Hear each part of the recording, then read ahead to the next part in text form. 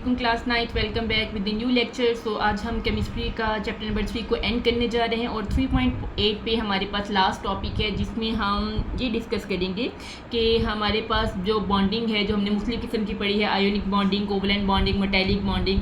तो अगर कंपाउंड्स में किस किस्म की बॉन्डिंग की वजह से किस तरह की खसूसियात आ जाती हैं, किस तरह की प्रॉपर्टीज़ आ जाती हैं, मतलब अगर आपके पास आयोनिक बॉन्डिंग है तो वो आयोनिक कंपाउंड किस तरह के होंगे, उनकी क्या प्रॉपर्टीज़ होंगी, वो हार्ड होंगे या सॉफ्ट होंगे, वो उनके मेल्टिंग पॉइंट्स क्या होंगे, बॉइलिंग पॉइंट्स क्या होंगे। इसी तरह कोवलेंट कंपाउंड्स हैं जिनमें कोवलेंट बॉन्डिंग है तो उनकी जो मेल्टिंग बॉइलिंग पॉइंट्स हैं उनमें क्या डिफरेंस आ जाता है, उनके स्ट्रक्चर में क्या डिफरेंस आ जाता है, इन सब के बारे में हम डिस्कस करेंगे। यानी कि बॉन्डिंग की वजह से मटेरियल की प्रॉपर्टीज़ किस तरह की हो जाती हैं उनको हम डिस्कस करेंगे। अच्छा ये बेटे हम सारा कुछ बॉन्डिंग के बारे में पढ़ चुके हैं, आयोनिक बॉन्ड क्या है, कोवलेंट बॉन्ड क्या है, हम सब कुछ पढ़ चुके हैं, स्टडी कर चुके हैं, उसको अच्छे तरीके से समझ चुके हैं। अब ये जो टॉपिक है इसमें समझें जो ऑथर है, जो जिसने बुक लिखी है, उसने खिचड़ी पका दी हुई है। हमारा क्या काम होगा कि हम इसके पॉइंट्स बनाएंगे, उसको डिस्कस करेंगे कि अगर हम देखेंगे पेपर के पॉइंट ऑफ व्यू से कि कैसे इस बड़े से टॉपिक में से छोटे छोटे शॉर्ट क्वेश्चन बन रहे जिनको हम अपने पेपर के लिए तैयार करें। बाकी इसकी अंडरस्टैंडिंग हम ऑलरेडी कर चुके हैं, लेकिन ये टॉपिक इम्पोर्टेंट है क्योंकि इसमें से बहुत ज़्यादा आपको शॉर्ट क्वेश्चंस आ सकते हैं जिनके पॉइंट्स हमने बनाने, क्योंकि बुक में ऑलरेडी कोई भी पॉइंट्स वगैरह नहीं बने हुए। इसको हम अपनी बुक से ही करेंगे क्योंकि ये समझ तो हम सारा कुछ चुके, इसमें समझने वाली बात नहीं है। जहाँ पर समझाने की ज़रूरत हुई वो मैं आपको समझा दूँगी। सबसे पहले हमारे पास क्या है बेटे, आयोनिक कंपाउंड। आयोनिक कंपाउंड जिनके बारे में हम पढ़ चुके हैं कि ये अपोजिट चार्ज रखने वाले जो आयंस होते हैं उनके दरमियान काफ़ी स्ट्रॉन्ग अट्रैक्शन की फोर्सेज है जिनकी वजह से वो बनते हैं। अब अगर आपसे कहा जाता है पेपर में आपको एक क्वेश्चन कैसे आ सकता है कि आयोनिक कंपाउंड की प्रॉपर्टीज़ या आयोनिक कंपाउंड की खसूसियात के बारे में बताएं, आयोनिक कंपाउंड की प्रॉपर्टीज़ क्या होती हैं। सो यहाँ पर आपने इसकी हेडिंग भी दे देनी है, आयोनिक कंपाउंड्स कह लें या बॉन्ड्स भी कह सकते हैं, आयोनिक कंपाउंड्स की खसूसियात। फॉर इंग्लिश मीडियम स्टूडेंट्स आप लिखेंगे प्रॉपर्टीज़ ऑफ आयोनिक कंपाउंड। तो सबसे पहले हमारे पास जो हेडिंग बनेगी दैट इज़ क्रिस्टल लेटिस। क्योंकि क्रिस्टल लेटिस क्या होती है कि ख़ास किस्म की शेप बन जाती है। इसको हम यहाँ से स्टार्ट करेंगे कि अपोजिट चार्जेस हैं, बहुत ज़्यादा स्ट्रॉन्ग फोर्सेज हैं जिसकी वजह से जो आयंस हैं वो आपस में एक ख़ास शेप बना लेते हैं और उस शेप को हम क्या बोलते हैं, क्रिस्टल लेटिस। जैसे साल्ट की शेप होती है। चूँकि आयन से बेज़वी शक्ल यानी कि गोल शक्ल रखते हैं इसलिए हर आयन चारों तरफ अपोजिट आयन से या मुखालिफ आयन से घिरा हुआ है। ये हम बेटे पीछे कर चुके हैं, आपने सोडियम क्लोराइड का किया था और ये भी देखें ये नीचे बना हुआ है, गोल शेप है। और ये अगर नेगेटिव है तो इसके इर्द गिर्द सारे पॉजिटिव आयन हैं, अगर ये पॉजिटिव है तो इसके इर्द गिर्द क्या है, सारे नेगेटिव आयन्स हैं। तो और इस तरतीब को क्या बोलते हैं, क्रिस्टल लेटिस। अब यहाँ पर ये वाला शॉर्ट क्वेश्चन, यहाँ पर आप शॉर्ट क्वेश्चन मेंशन करें, आपसे पूछा जा सकता है कि क्रिस्टल लेटिस किसको कहते हैं, तो यहाँ से लेकर यहाँ तक इसका आंसर होगा। आयंस के बेज़वी या गोल होने की वजह से आयोनिक बॉन्ड की कोई ख़ास डायरेक्शन नहीं होती, बल्कि इसकी वजह से वजूद में आने वाली कुव्वतें किसकी तरफ होती हैं, आयन के चारों तरफ मौजूद होती हैं। नेक्स्ट हमारे पास आ जाता है इसका पॉइंट नंबर 2। पॉइंट नंबर 2 की हेडिंग है बेटे मेल्टिंग पॉइंट या मेल्टिंग पॉइंट और बॉइलिंग पॉइंट। पेपर में अगर आपको क्वेश्चन आता है आयोनिक कंपाउंड की खसूसियत क्या है, तो number 1 crystal lettuce, number 2 melting point ionic और बॉइलिंग पॉइंट, नंबर 3 पे आप लिखेंगे भुरभुरे होना, नंबर 4 पे लिखेंगे कंडक्टिविटी एंड नंबर 5 पे होगी इसकी हल पजीरी। और जी ये आपके 5 पॉइंट इसमें से बन जाएंगे जिनको हम, और अगर ये 5 पॉइंट तो लॉन्ग के लिए मैं आपको बता रही हूँ, ये खसूसियत वाला क्वेश्चन एज अ लॉन्ग आएगा और शॉर्ट क्वेश्चन जितने भी ये पॉइंट्स बने हुए सारे एज अ शॉर्ट क्वेश्चन भी आ सकते हैं। नंबर 2, क्योंकि आयोनिक कंपाउंड्स में आयंस हैं जो एक दूसरे के अपोजिट होते हैं और इनके दरमियान स्ट्रॉन्ग अट्रैक्शन की फोर्सेस हैं, इसलिए इनको सेपरेट करना मुश्किल होता है और यही वजह है कि इनके मेल्टिंग पॉइंट्स और बॉइलिंग पॉइंट्स, बॉइलिंग तो चले हम नहीं डिस्कस करेंगे क्योंकि ये सॉलिड है ना, तो ये सॉलिड जो से होते हैं उनके लिए हम बॉइलिंग पॉइंट नहीं, हम उनके मेल्टिंग पॉइंट को ही डिस्कस करते हैं। अब क्योंकि इनको लहदा करना मुश्किल है, किसी भी चीज़ को अंदर जितनी स्ट्रॉन्ग फोर्सेज होती हैं उनको मेल्ट करना मुश्किल होता है, मेल्ट करना मुश्किल है यानी कि इनके मेल्टिंग पॉइंट्स ज़्यादा हैं। ठीक है जी, अपोजिट चार्जेस की वजह से इनको सेपरेट करना मुश्किल है, तो इसके लिए इसको मेल्ट करना मुश्किल है और जितना किसी को मेल्ट करना मुश्किल होता है उनके मेल्टिंग पॉइंट्स क्या हो जाते हैं, हाई। नेक्स्ट हमारे पास नंबर 3 पे आ जाता है कि वो कितने हार्ड होते हैं, कितने सॉफ्ट होते हैं। सो आयनिक कंपाउंड के अंदर क्योंकि क्रिस्टल लेटिस है, ख़ास शेप्स में है, उनकी लेयर्स बनी होती है और जितनी किसी चीज़ के अंदर लेयर होती है उन पे अगर आप प्रेशर अप्लाई करते हो, दबाव अप्लाई करते हो, तो वो क्या हो जाता है, टूट जाते हैं, ईजिली टूट जाते हैं, यानी कि बहुत ज़्यादा हार्ड नहीं होते। इसीलिए हम कह सकते हैं कि आयोनिक कंपाउंड क्या होते हैं, भुरभुरे होते हैं, यानी कि आप उस पर प्रेशर अप्लाई करोगे तो वो टूट जाएंगे, पाउडर की शक्ल में आ जाएंगे। उसके बाद नेक्स्ट पे नंबर 4 पे हमारे पास इसका पॉइंट है कंडक्टिविटी। कंडक्टिविटी का मतलब क्या होता है कि कितनी ज़्यादा इलेक्ट्रिसिटी पास करते हैं। अच्छा, सॉलिड स्टेट में अगर हम इनकी बात करें तो ये नॉन कंडक्टर है। सॉलिड स्टेट में क्योंकि आयंस आपस में जुड़े हुए हैं, कंडक्टर कोई चीज़ कब बनती है कि अगर उसके अंदर फ्री इलेक्ट्रॉन हो, क्योंकि इलेक्ट्रिसिटी या बिजली को पास करने की मेन रीज़न ही इलेक्ट्रॉन है।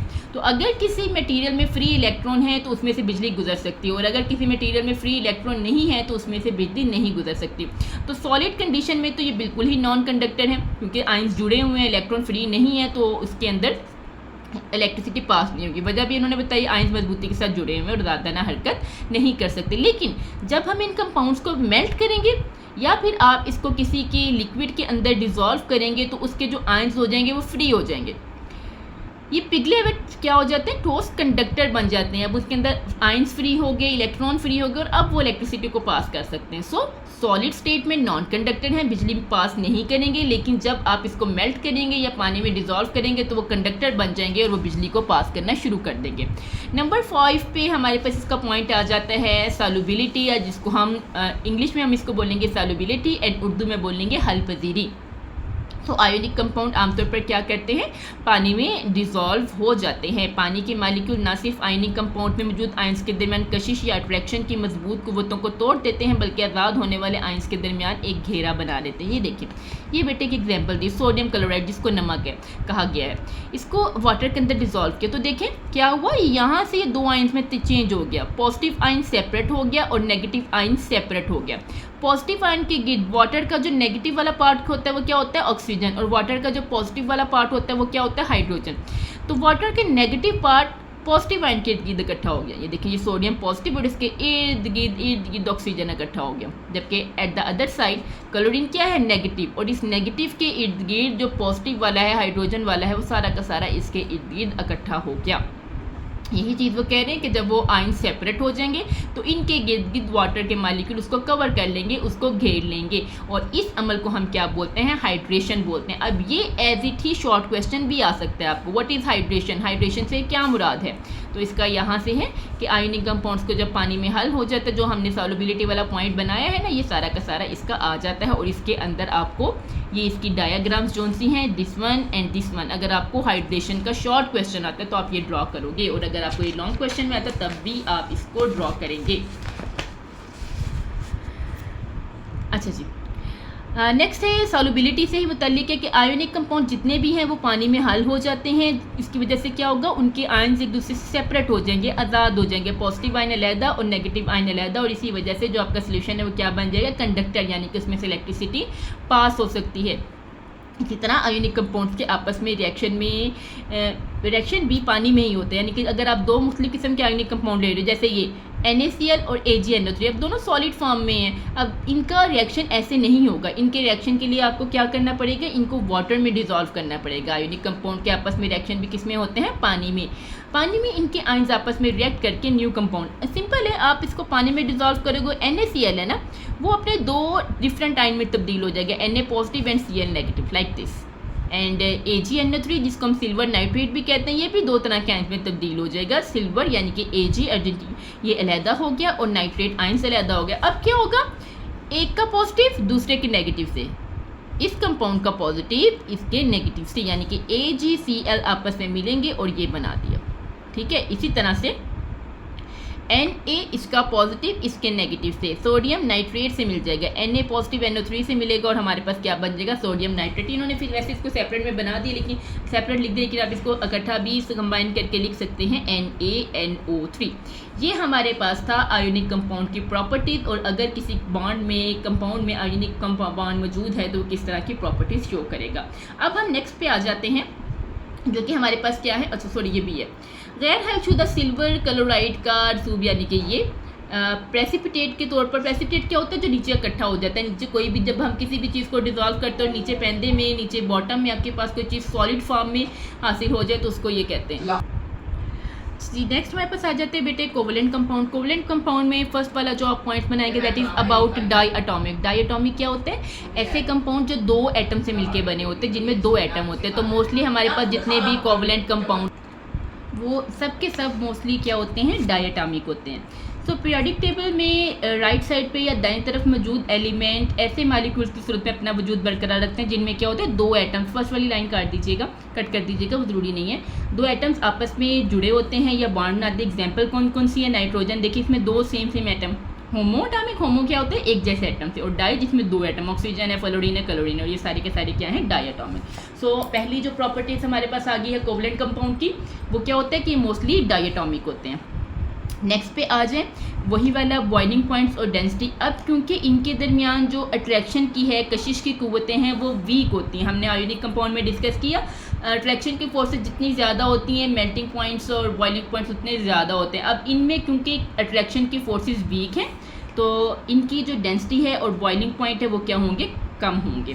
जैसे इसमें जो ब्रोमीन है वो लिक्विड कंडीशन में पाई जाती है, जबकि आयोडिक कंपाउंड जितने भी हैं वो सारे सॉलिड में हैं। सॉलिड का मतलब उनके दरमियान अट्रैक्शन की फोर्सेस काफ़ी ज़्यादा हैं।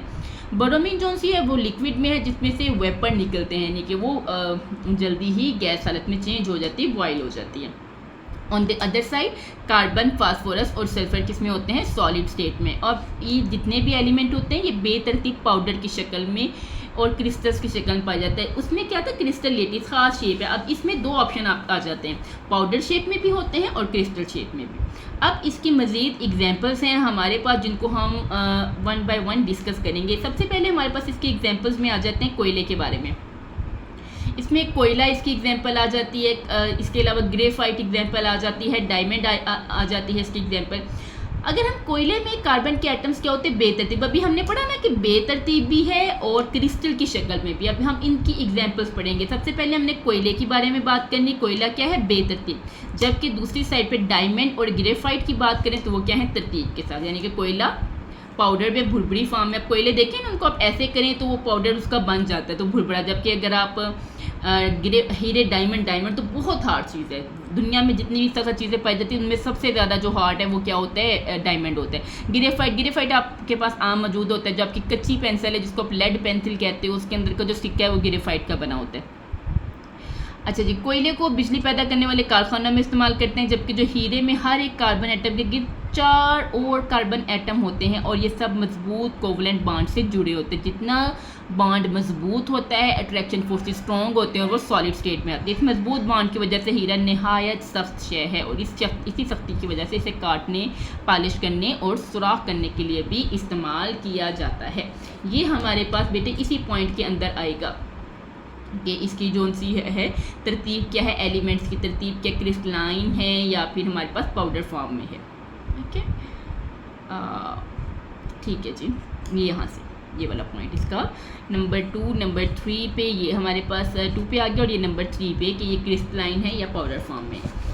नेक्स्ट पे है ये वाला, इसके ऊपर बेटे आप क्वेश्चन लिख लें या आपको पेपर में एज इट भी आ सकता है कि ग्रेफाइट के बारे में आप क्या जानते हैं। Right a short note about graphite, या ग्रेफाइट पर उर्दू मीडियम स्टूडेंट्स के लिए ग्रेफाइट पर एक मुख्तसर नोट लिखें।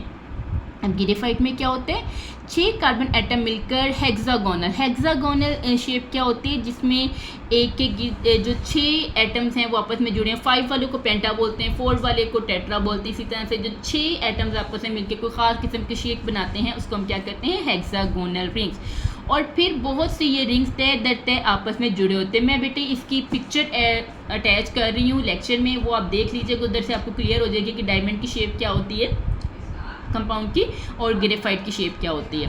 अब चूँकि हर तय का दूसरी तय से ताल्लुक ज़्यादा मजबूत, यानी कि लेयर्स होती हैं, एक लेयर है उसके ऊपर दूसरी लेयर है, फिर तीसरी लेयर्स है। अब लेयर्स आपस में इतनी स्ट्रॉन्ग नहीं होती और एक दूसरे पर स्लिप हो सकती हैं। इसी वजह से हम ग्रेफाइट को सनती पैमाने पर लुब्रिकेंट क्या होते हैं, जिसके ज़रिए, जैसे ऑयल है, अक्सर क्या होता है कि किसी चीज़ों में रगड़ ज़्यादा हो जाए तो हम उसके अंदर ऑयल यूज़ कर लेते हैं। ऑयल क्या करते हैं? उसमें लुब्रिकेंट का काम करता है, जो फ्रिक्शन को कम कर देते हैं, जो किसी भी चीज़ की हरकत को आसान बना देते हैं, उसको हम लुब्रिकेंट बोलते हैं। सो क्योंकि ग्रेफाइट इजीली एक दूसरे के ऊपर से स्लिप कर सकता है, तो इसलिए इसको लुब्रिकेंट के तौर पर यूज़ किया जा सकता है। इसके अलावा गिरेफाइट के अंदर फ्री इलेक्ट्रॉन्स भी होते हैं, और मैं अभी लास्ट में डिस्कस किया था कि जितने इलेक्ट्रॉन्स फ्री होंगे वो क्या होगा, इलेक्ट्रिसिटी का अच्छा कंडक्टर होगा, और उसको हम इलेक्ट्रोड्स के तौर पर, पॉजिटिव इलेक्ट्रोड, नेगेटिव इलेक्ट्रोड, वो बिजली को पास आउट कर सकते हैं, आयंस बना सकते हैं, उसके तौर पर आप इस्तेमाल कर सकते हो। ठीक है। अच्छा, अब बेटे यहाँ पर एक और शॉर्ट क्वेश्चन भी जो पेपर में आपको आ सकता है, वो आपसे कह सकते हैं ग्रेफाइट के यूजेस बताएं। मैंने आपको पहले बताया था लेक्चर स्टार्ट करने से कि ऑथर ने खिचड़ी बना दी हुई, अब खिचड़ी को रिफाइन आपने खुद करना है। अब ग्रेफाइट के क्या क्या यूजेस हो सकते हैं? नंबर 1, पेंसिल में, पॉलिश में, एंड क्रूसिबल यानी कि खटालियाँ जिसके ज़रिए मुख्तलिफ स्ट्रक्चर बना सकते हैं, उसके में यूज़ हो सकता है। नंबर 2, इसके अलावा इसमें से इलेक्ट्रोड यानी कि बैटरी वगैरह, सेल्स वगैरह जो होते हैं वो भी इससे बनाए जा सकते हैं। और इसके अलावा नंबर 3, ऐसी भट्टियों में इस्तेमाल होता है, और ऐसी भट्टियों में इस्तेमाल होता है जिनसे स्टील बनता है। स्टील क्या होता है? जैसे लोहा है, आयरन है, वो ज़मीन से मिल जाता है। स्टील मुख्तलिफ 3 से 4 चीज़ों को आपस में, मेटल्स को आपस में मिलाकर बनाया जाता है फैक्ट्रियों में, तो वो बनाने के लिए भी इसको इस्तेमाल किया जा सकता है। नंबर 3 आपने यहाँ से करना है, इसको इलेक्ट्रोड्स के तौर पर इस्तेमाल किया जा सकता है। एंड नंबर 4 भी यहाँ से आप लोग कर लोगे, संतृप्त माने पर इसको लुब्रिकेंट के तौर पर इस्तेमाल किया जाता है। तो ये 4 पॉइंट्स आपने तरतीब दे के कर लेने, मैंने इसके ये पॉइंट्स बना दिए हुए हैं। इसके अलावा ये थोड़ी सी इन्फॉर्मेशन इसको हम पढ़ते हैं। अच्छा, जितनी भी आपकी बुक में इन्फॉर्मेशन है उनको आपने स्किप नहीं करना, ये पेपर में आ जाती हैं।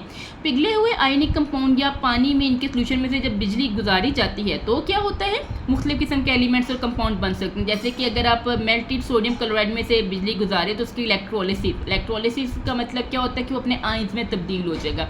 सोडियम क्लोराइड है तो उससे सोडियम मेटल बन जाएगा, और क्लोराइड जो उनसे वो क्लोरीन गैस में तब्दील हो जाएगा। इसी तरह से अगर हम पानी में सोडियम क्लोराइड के इलेक्ट्रोलिसिस करने से हमें सोडियम हाइड्रोक्साइड गैस और क्लोरीन भी 2 तरह की, यानी कि 2 तरह के रिएक्शन दे सकते हैं आपको, सोडियम मेटल भी दे सकते हैं और क्लोरीन गैस। इसी तरह अगर आप उसको पानी में डिसॉल्व करते हैं तब आपके पास क्या मिलेगा, सोडियम हाइड्रोक्साइड और क्लोरीन। इंतहाई सख्त शय होने की वजह से हीरे, डायमंड बहुत अहम है। और ये डायमंड के इस्तेमाल आते हैं बेटे, तो यहाँ पर जिस तरह लिखे ना ग्रेफाइट के इस्तेमाल बताएं, सो आप यहाँ पर लिख सकते हो डायमंड भी कह सकते हैं, और हीरा भी, उर्दू में हीरा कहते हैं, इंग्लिश में डायमंड कहते हैं। चलें जी, यहाँ पर आप इसकी हेडिंग दे दें, और यही पेपर में शॉर्ट क्वेश्चन के तौर पर आ सकता है। डायमंड के यूजेस बताएं। नंबर 1, शीशे को काटने के लिए इस्तेमाल किया जाता है। नंबर 2, पहाड़ों में सुराख करने के लिए इस्तेमाल किया जाता है। कानकुनी क्या होता है, कानों में से जो ज़मीन के अंदर होती है माइंस, उसमें से मादनियात निकालना, उसके लिए भी कटिंग के लिए इस्तेमाल हो सकता है। ओके जी, ये मज़ीद कोवलेंट कंपाउंड्स के बारे में है। 2 एटम से मिलकर बनने वाले कोवलेंट कंपाउंड आमतौर पर गैसेस होती हैं जिनके बॉइलिंग पॉइंट कम होते हैं। बॉइलिंग पॉइंट कम क्यों? क्योंकि अट्रैक्शन की फोर्सेस कम है। पानी के अलावा, पानी भी कोवलेंट कंपाउंड है, लेकिन पानी के अंदर क्योंकि हाइड्रोजन बॉन्डिंग है, ये भी हम पढ़ चुके हैं, इसलिए पानी का बॉइलिंग पॉइंट हाई होता है। लेकिन पानी के अलावा जितने भी liquid covalent compound like methane, ammonia, hydrogen sulphide, hydrogen chloride, nitrogen dioxide, carbon dioxide, sulphur dioxide, जो तमाम ऐसे कोवलेंट कंपाउंड किस में हैं, गैस हालत में हैं, गैस में हैं, लिक्विड फॉर्म में नहीं, और उनके बॉइलिंग पॉइंट भी क्या होंगे, कम होंगे। जबकि जो वाटर और हाइड्रोजन फ्लोराइड, अच्छा ये सारे एमसीक्यूज में भी आपको आ सकते हैं। आपको ये मुख्तलिफ 4-5 कंपाउंड में उनमें वाटर और ये भी दिया गया, और पूछा जाएगा किस में से गैस में कौन सा है और या फिर लिक्विड में कौन सा। ये भी सारे जितने भी ये नेम्स दिए हुए ना, ये सारे आपको एमसीक्यूज में आ सकते हैं। सेम इसी तरह से ये भी आपको एमसीक्यूज में आ सकते हैं। वाटर और हाइड्रोजन फ्लोराइड 2 ऐसे कंपाउंड जिनमें आम तौर पर माया हालत में, लिक्विड में मौजूद होते हैं। पानी का बॉइलिंग पॉइंट बहुत ज़्यादा होता है। वजह क्या है, इनके दरमियान कशिश की कुव्वतें यानी कि अट्रैक्शन की फोर्सेस ज़्यादा होती हैं। कोवलेंट कंपाउंड मसलन हाइड्रोजन क्लोराइड, सल्फ्यूरिक एसिड और नाइट्रिक एसिड पानी में मुकम्मल आयोनाइज होने की वजह से किस्में बतौर एसिड पहचाने जाते हैं। अब ये HCl है, 2 किस्म के आयन में तब्दील हो जाएगा, H पॉजिटिव और क्लोरीन नेगेटिव, वाटर में डिजॉल्व होगी। इसी तरह सल्फ्यूरिक एसिड है, ये अपने आयंस में तब्दील हो जाएगा, हाइड्रोजन के पॉजिटिव आयन और सल्फेट के नेगेटिव आयन। सो ये हमारा जो खिचड़ी वाला लेक्चर था जिसको हमने डिफाइन करके पॉइंट्स बनाने की कोशिश की है। इसको बेटे अच्छे तरीके से कर लीजिएगा, इंपॉर्टेंट है। टॉपिक्स के नाम, हेडिंग्स दे दीजिएगा, शॉर्ट क्वेश्चन और लॉन्ग क्वेश्चन मेंशन कर दीजिएगा। And the finally chapter number 3 is going to be end soon we will solve its exercise. ठीक है जी, thank you, see you soon, अल्लाह हाफिज़।